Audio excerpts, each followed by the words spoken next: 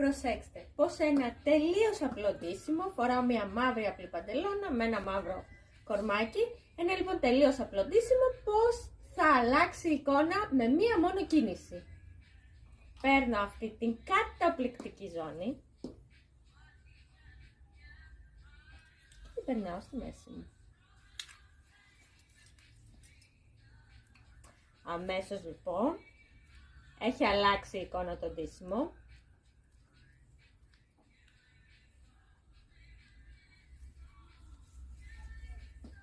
Για γρήγορο τώρα, δεν το πέρασα μέσα από τα φυλάκια.